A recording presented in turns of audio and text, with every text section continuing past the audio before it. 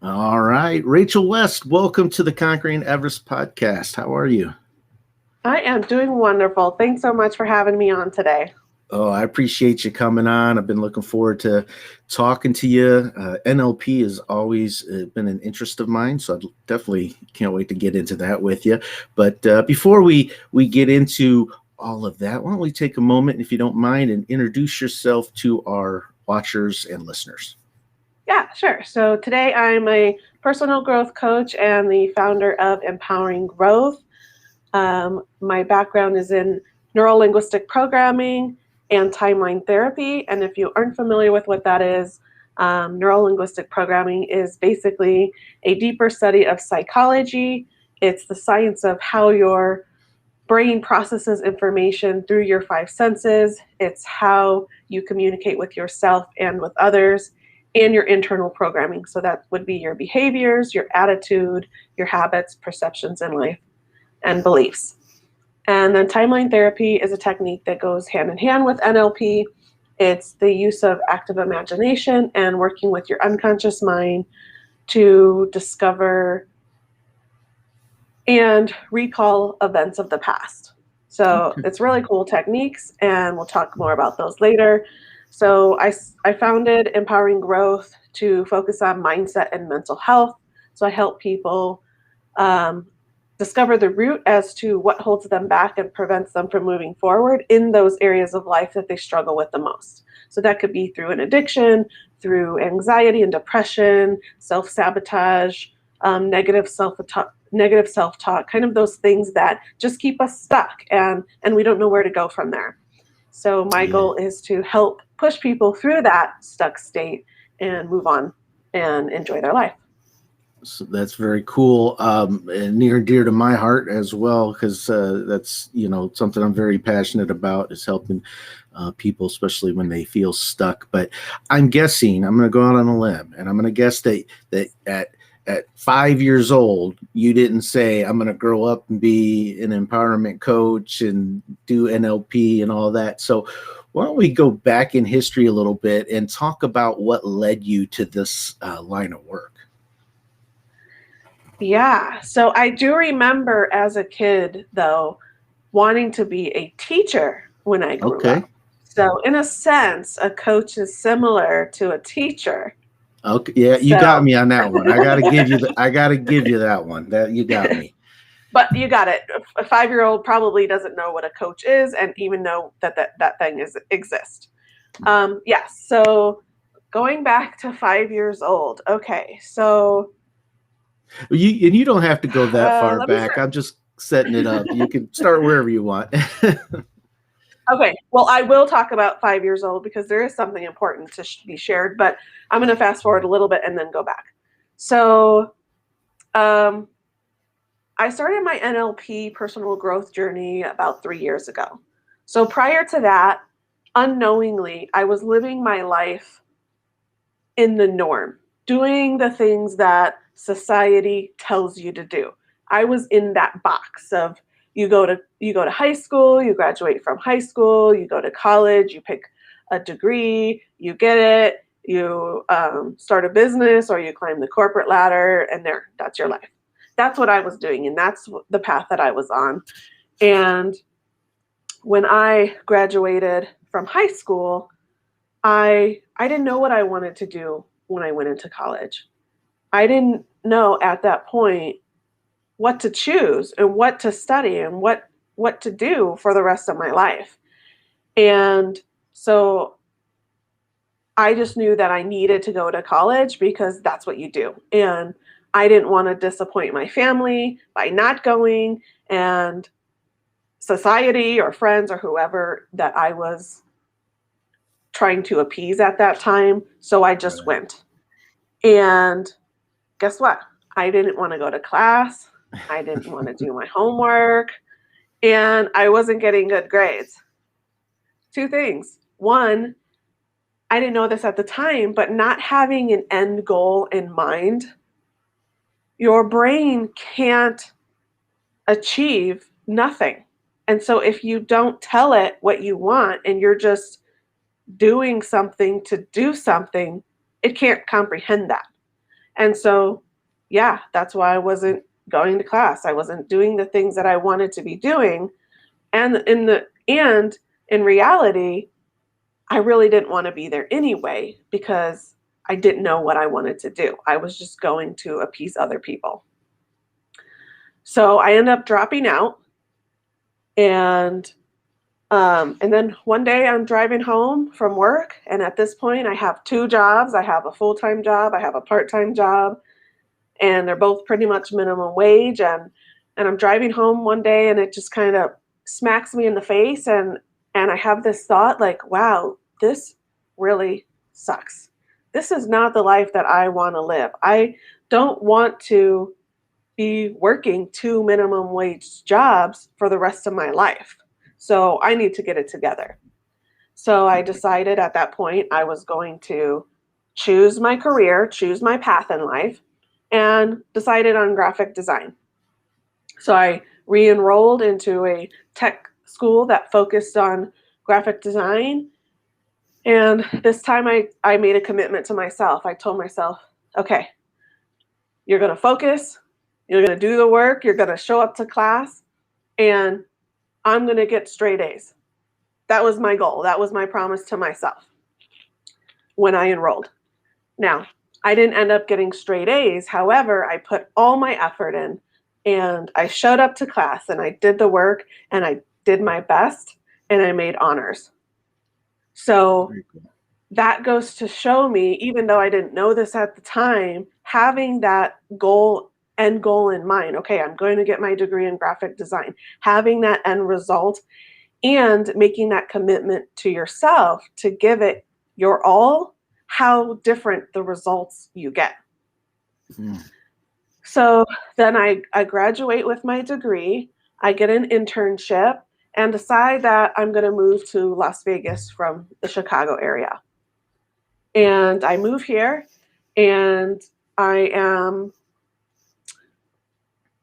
looking for a job, looking to start my career.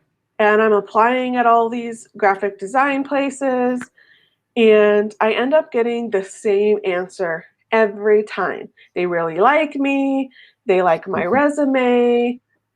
However, they're going with someone who has more experience.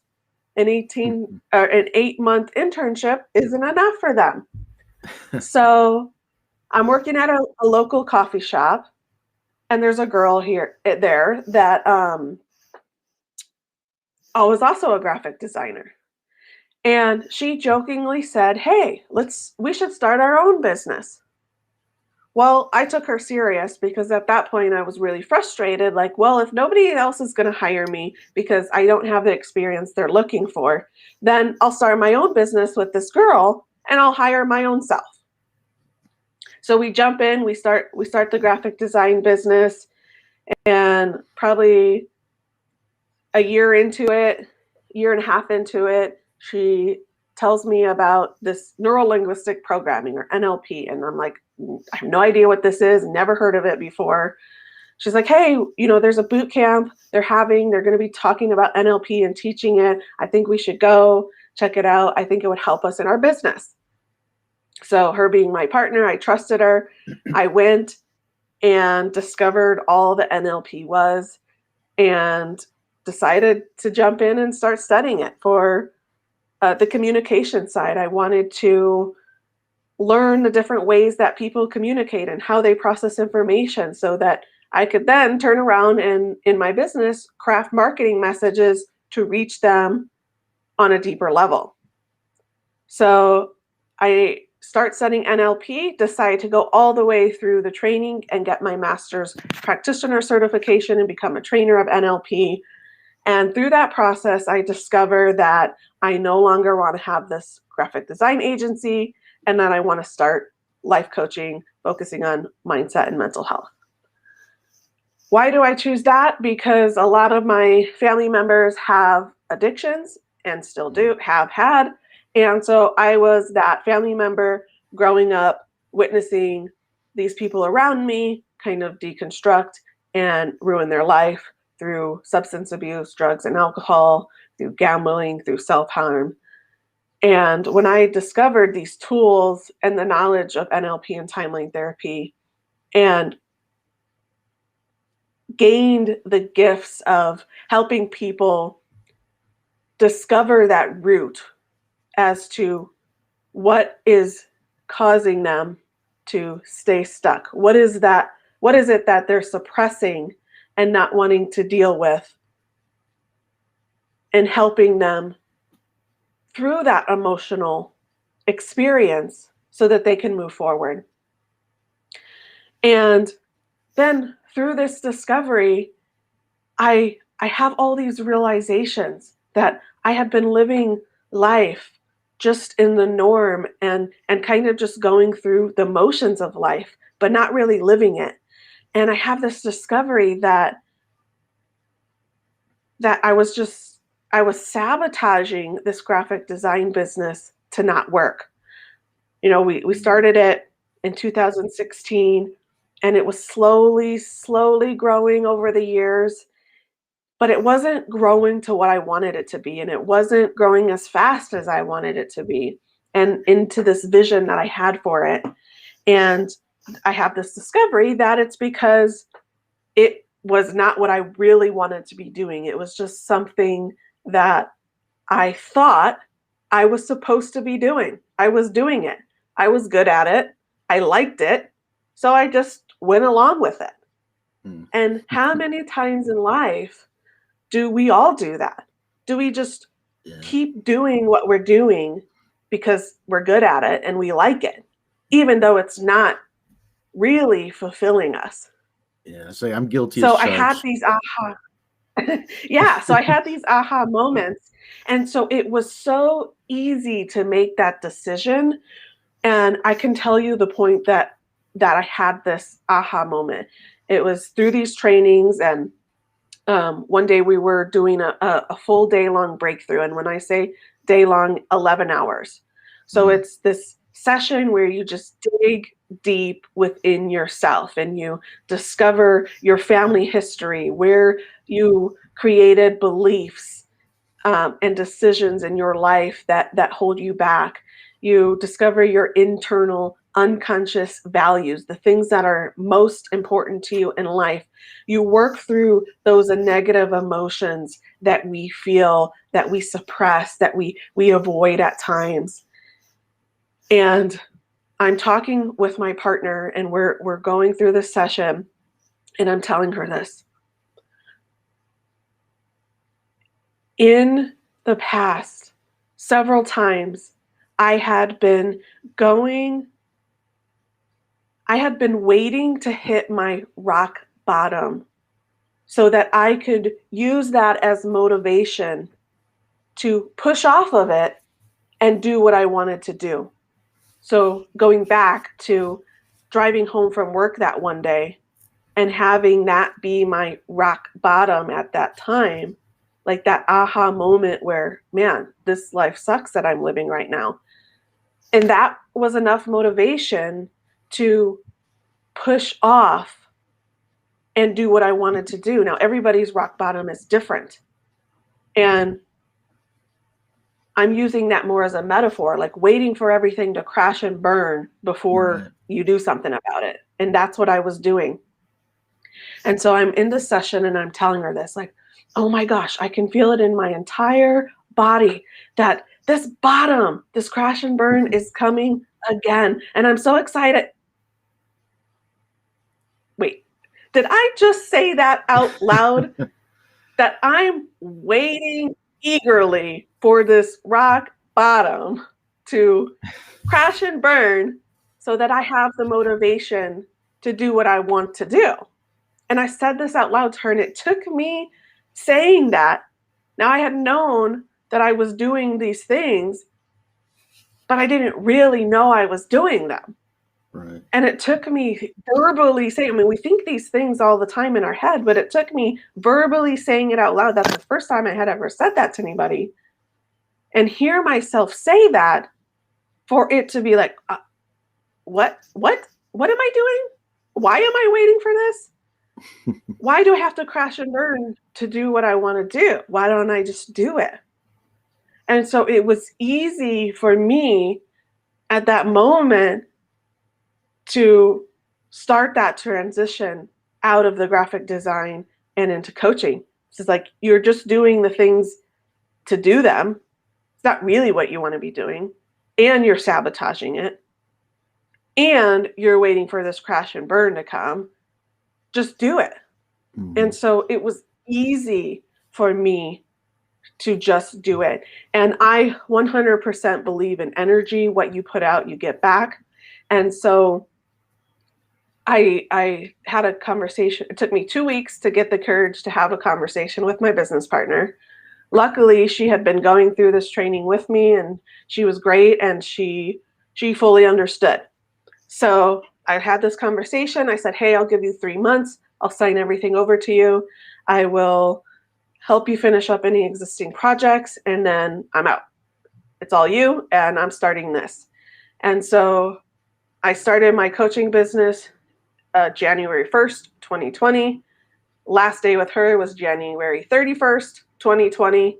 February, 2 weeks into February, I got my very first coaching client. So that just goes to show that when you let go of that energy that's not serving you, it opens up the door to new possibilities for new energy to come in. Mm-hmm. Do you believe in the law of attraction? Is that because I know there's a lot of people that believe in it as it's described in say like a movie like The Secret. I don't quite believe in it in that sense. I have some other opinions on it, but do you feel like when you say you get what you put out is what you get in return? Do you think that's because you took action, or was it just because you simply said, hey, universe, I'm coming for this, get ready? Like how do you feel like the law of attraction plays into your success? Well, I think it's both. I think it is you taking action, because you could just, in order for you to receive, you have to take action. You can't just say, oh, universe, I want $1 million, and then $1 million lands in your lap. You have to, you have to take action and put in the effort to receive that $1 million. So yes, it's kind of both. Let's see. Okay. So I wanted to go back to 5 years old. And the reason why is because when I was in kindergarten, I was diagnosed with a learning disability. So at 5 years old, a doctor or school counselor or whoever tells you you have this learning disability. So I take that label, I put it on my back, and I carry it with me, because why would you not at 5 years old? Why would you not believe this doctor, or why would you not believe the school counselor? They're an authoritative figure. So for 27 years, I believed and carried this label of having a learning disability. And having that label, that belief funneled into all areas of my life. And I'll share a few. So having this learning disability created the belief within myself that, wow, I have this learning disability. That must mean that I'm not as smart as everyone else. So then it flows into reading. When I'm in grade school and they ask us to silently read a couple of pages, and I read the couple of pages and I don't retain what I'm reading. And I need to go home and read it out loud so I can hear myself say the words and process and retain what I'm reading. Oh, well, that must be because I have this learning disability and I'm not as smart as everyone else.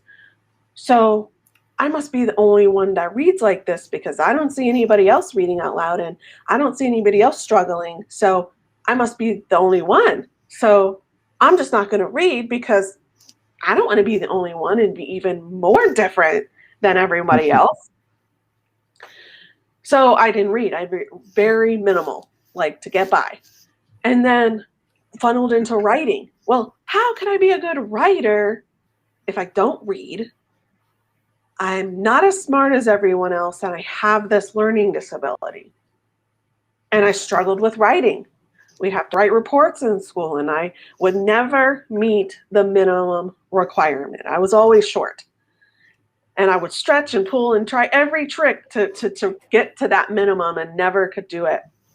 And even in my graphic design business, I struggled with coming up with a social media post. Like, what do I say? Coming up with the words to say. I just struggled. And then I stumble into NLP, learn that I never had this learning disability, and that it was just the way that I process information, the way that I learn, the way that I communicate. And teachers weren't explaining it to me in a way that made sense, so I was just lost and confused. Learning this, so I then peel off that label, throw it in the trash, no longer believe and accept it to be true. I don't have this, I never had this learning disability, and I don't accept that label anymore, and I throw it away in the trash. Mm-hmm. Release that belief of having that learning disability, releases the belief that I'm not as smart as, I am as smart as everybody else. Releases the belief of not being a good reader. I read almost every day now. Right. Releases the belief of not being a good writer. And I just published my first co-authored book in January of this year. And I went over the maximum requirement of words. So I share this to tell you that we take on these beliefs or these labels from other people, or sometimes we give them to ourselves. And if you release them, because you have the choice to accept it or reject it, and how many possibilities open up for yourself when you release those beliefs. Right. And that goes for anything and everything. Anything that you're labeled with or diagnosed with, it works. Right. And I say that, when, go ahead. Oh, no, I was just going to say, you'd mentioned that it had, having that label or believing what you were told about yourself, it kind of stretched out and impacted other parts of your life. So I'm guessing, as you got into high school, it probably impacted friendships, relationships. Maybe I can relate similar. I never was told I had a learning disability, but I was, told a lot that, I couldn't do it, that, what I wanted was out of reach. And that did, as a young kid, it really, I lost confidence, not only in myself to obtain and achieve my goals, but I lost confidence with people. Like I didn't know how to interact because I was afraid they were going to reject me, or I was going to say something wrong or say something stupid. So I'm guessing that that for you, that was that how you're, as you went through your teenage years and got into your 20s, is that kind of that label stuck in all those aspects of life?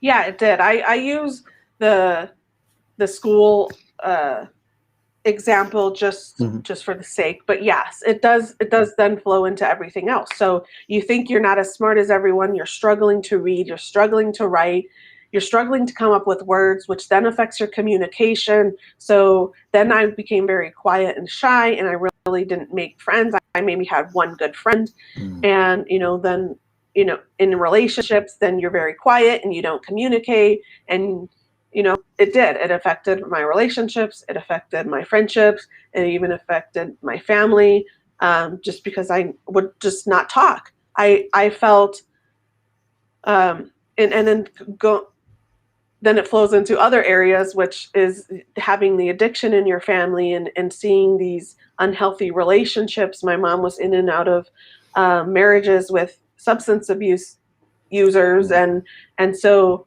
my parents divorced when I was 2 years old. So having this belief that, don't get too close to people because they're not stay around, because that's what I would see, just coming and going, coming and going. And so like I built up this wall and only let people get so close to me, and I would wear this mask like, I'm showing up how people want me to show up, so here I am. But in reality, I wasn't that. I was totally different, and I didn't want people to know I had this learning disability and that I wasn't a good writer and that I couldn't really read and all of this other stuff. I didn't want people to know that about me. So yeah, I have to show up as this, especially going into business in 2016. I still had this belief. So I'm starting this business with a business partner, and I'm going into graphic design. And when you jump in to your first business, if you're an entrepreneur, you go to school to do what you want to do. So I went to school to learn how to become a graphic designer. They don't teach you how to run a business after you get out. They teach you how to do graphic design. So now I'm a brand new business owner, and I'm wearing all of these hats and doing all the things that you get to do as a business owner, and still having this belief that I'm not as smart as everybody else, and I'm struggling to read and I'm struggling to write. So it's like you got to keep this mask on, this persona, because now you're this business owner and you have to show up professionally, and you want people to pay for your services, but you don't want them to know that that's what's really going on inside. Right. It's kind of like an imposter. Did you feel like an imposter going into business? It's like your mind saying, okay, I'm doing this, but I'm not the smartest, I'm not the most talented, whatever lies we tell ourselves. Did you go into business and have that, like, what am I doing here? This, I shouldn't be a business owner. Yeah, I did. Yeah. And that was part of the sabotaging. The other part was limiting beliefs around money. When I was little, before the age of 7 is where we develop most of our imprint, our beliefs, our habits, our attitude, our perceptions. All of that is formed before the age of 7 by the people who were around the most. So I forgot the purpose of me telling that. Well, and I'll just add that they do say that they say you become the sum of the top 5 people that you're around the most, and I truly believe that. And even as a kid, you're surrounded by all these, like in your case, addiction and different people that are in and out of your lives, and it had to be, you're just getting influence from all the wrong areas. Yeah, exactly. So then, that's what I was going to share. So then I see my mom and my stepdad arguing about money all the time. Finances is the number one problem in homes. And I create the belief that money's bad. Money causes arguing and fighting. So you create that belief as a kid, you forget about it. Fast forward to your adult life, you're attempting to grow this design business, and you're sabotaging it for these beliefs that you have around yourself and your ability. And then you have this forgotten and unknown belief that money's bad. So any money you are making, you're getting rid of as quickly as possible because you don't want it, because you remember that it's bad and it just causes arguing and fighting. And that's all just unconscious. It's all unconscious. And that's the thing most people aren't aware of, is that we have our conscious mind and we have our unconscious mind. And our conscious mind thinks that it runs our life. In reality, it's only about 10%, where it's the unconscious, those things that we've forgotten about, the things we don't know about, like our heart's pumping, our eyes are blinking, our back's on the chair. So it's those things that we're not aware of until we're made aware of. Hmm. Yeah. So with NLP, well, actually, you had mentioned that you did kind of like a timeline. What did you call it? A timeline? Um, you had a name for it, and it's slipping me. Therapy, Therapy time. timeline therapy. So when you started down that path, so I'm guessing it sounds like that takes you. Are you going all the way back to like your earliest memories and then mapping out? Like for instance, you said, "Well, my stepdad and my mom always argued about money," uh, or this person had an addiction, and you're kind of like, as I think is, with if you ever go on like ancestry.com or something, it kind of maps out this whole big, it starts small and it just spreads out, and you can kind of see everything from a holistic level. Is that, when you say timeline therapy, is that what you're doing? Or maybe explain a little more about what that entails. Pretty much, and that's a really good explanation. I've never thought of that, but how I explain it is your brain, once it's formed in the womb, it's like a filing cabinet. So it stores every single memory that you have in your brain or your filing cabinet. And so the timeline therapy allows you to go back and dig through your filing cabinet or your brain memories and pull out the ones that you want to work on, the ones that you've forgotten about, the ones that you don't know even exist there. Yeah. Yeah. So on a No, go ahead. go ahead. I was just going to say, on a neurological level, what's happening is we have around 90,000 thoughts come in our mind every single day. Every single day. Like I said, your eyes are blinking, your blood's pumping, there's sun coming in from the window, the air conditioning's on, my feet are on the floor. It goes on, and all through your five senses, there's all of this information coming at you. So then what your brain does with all that information, it's like, whoop, that's a lot. So it takes and keeps 5 to 9 of the most important things to you, and it releases all the rest. So your 5 to 9 are going to be different from my 5 to 9. My 5 to 9 are going to be different from the next person. So everybody's 5 to 9 thoughts and memories are different. Right. They're never the same, and that's why we have different perspectives, because our brain is keeping different parts that is the most important to us, and it's getting rid of the rest. So then what it's keeping is stored in your brain files or your memory. And then using the timeline allows you to look through those and go back in time, and you can even rewrite them.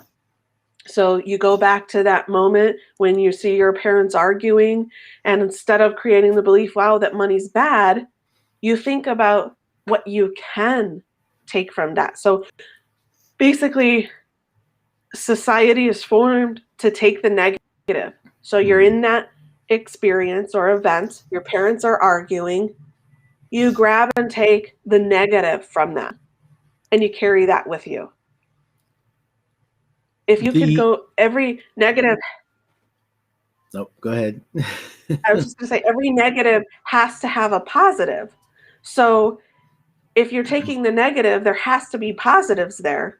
So you could go back and say, well, what's positive in that time at, I don't know, 5 years old when you hear your parents arguing? Right.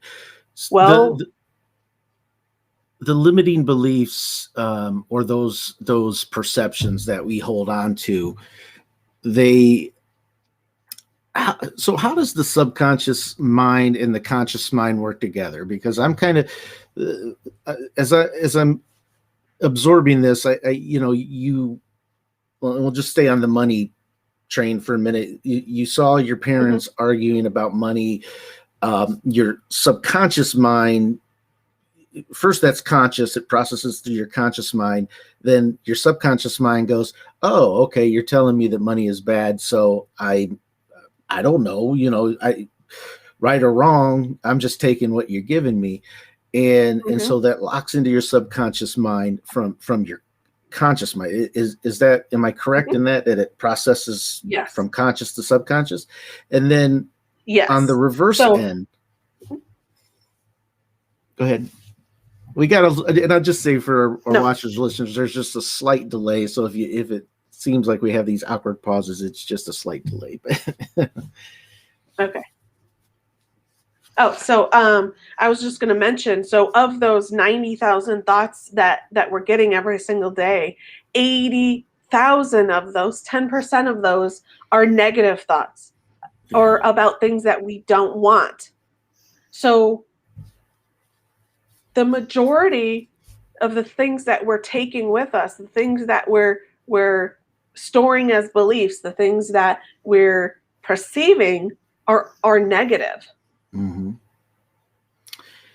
So It, going back to kind of the law of attraction and believing in energy, and every positive has to have a negative.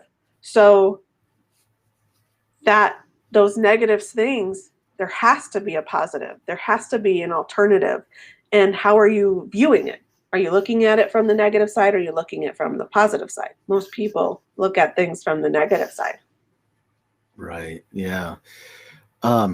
Yeah, I can totally relate with that. And the subconscious mind fascinates me in how, it will hold on to, and then it's almost like it trickles those beliefs back into situations. So you get a little older, you're starting a business, and now your subconscious mind goes, oh great, you're starting a business, but remember you have a learning disability, so you're probably not, it's just kind of, it's fascinating how the conscious and subconscious mind interact with each other. Yeah.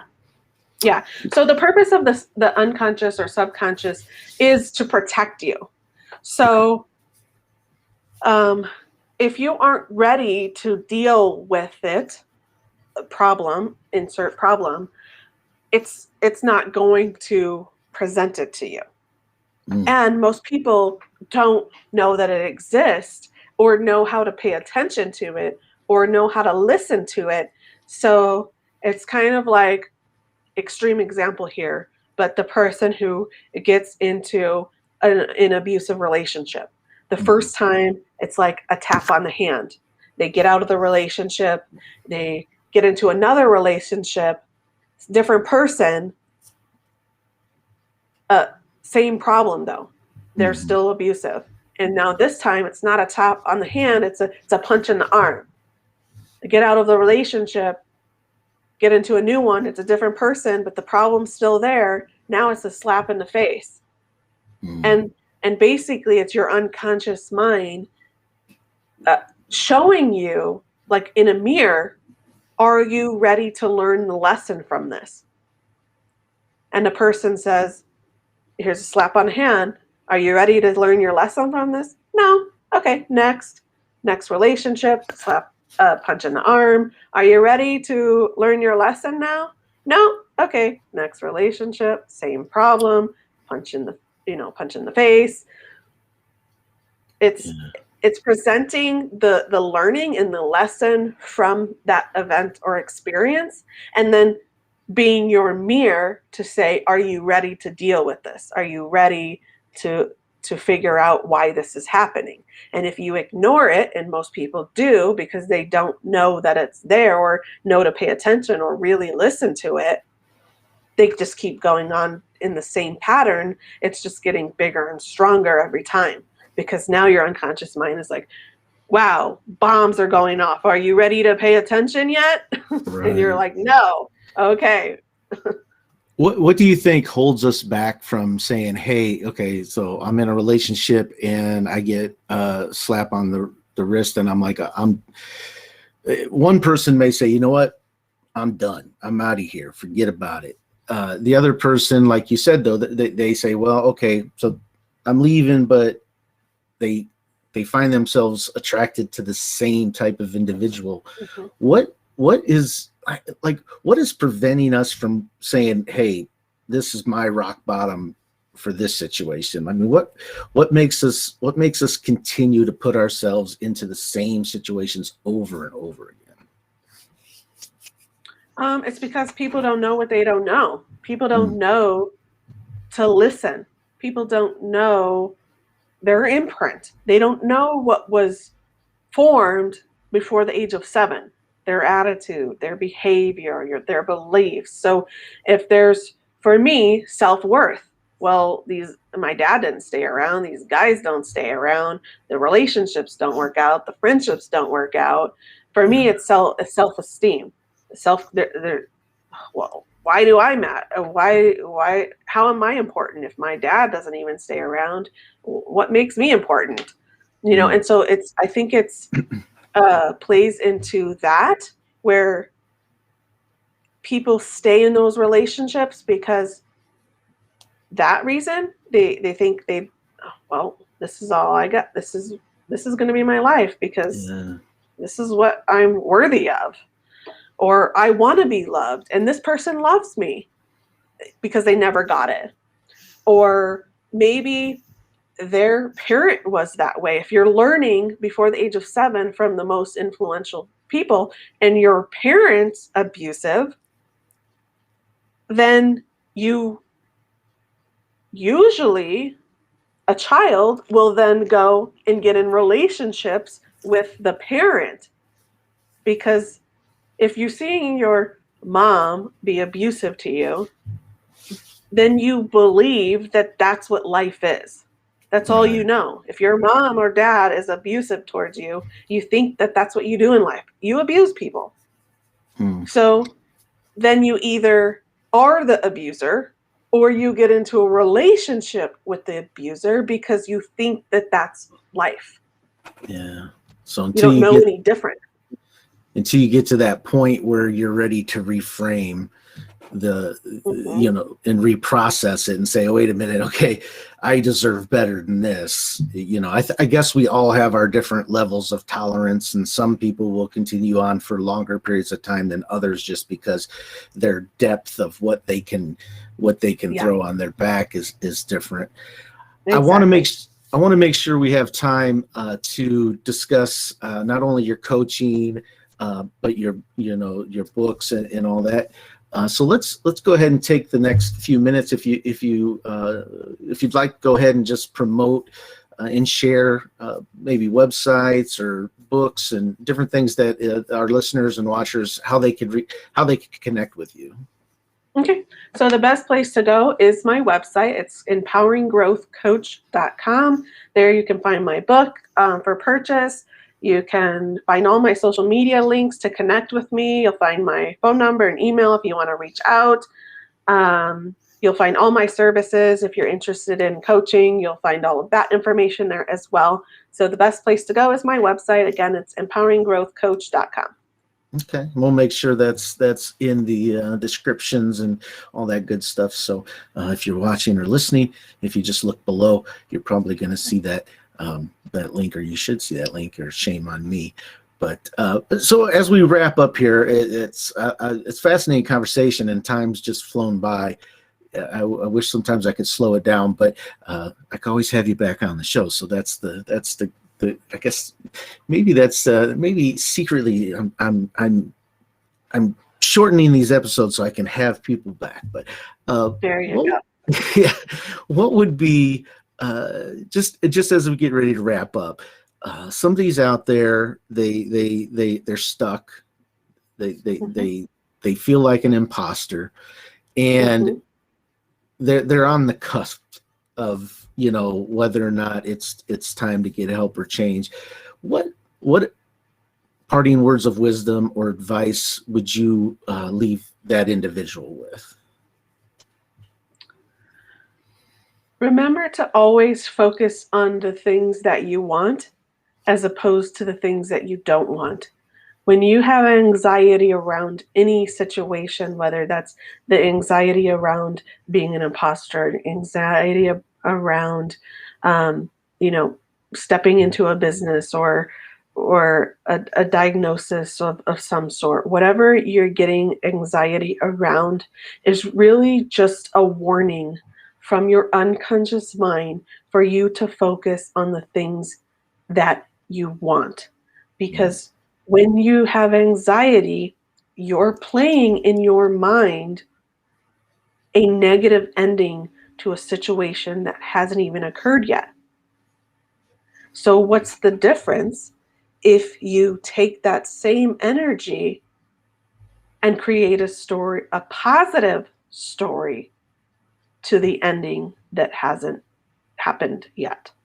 Yeah. So we all have that power to, we get to write. We get to write the rest of our book. We all have that power. Mm-hmm. It's just a shift that we have to make. So, well, very cool. I've enjoyed having you on, and like I said, I'm going to stay in touch because I'd like to have another conversation with you, and maybe even get deeper down, take a deeper dive into NLP and the timeline therapy.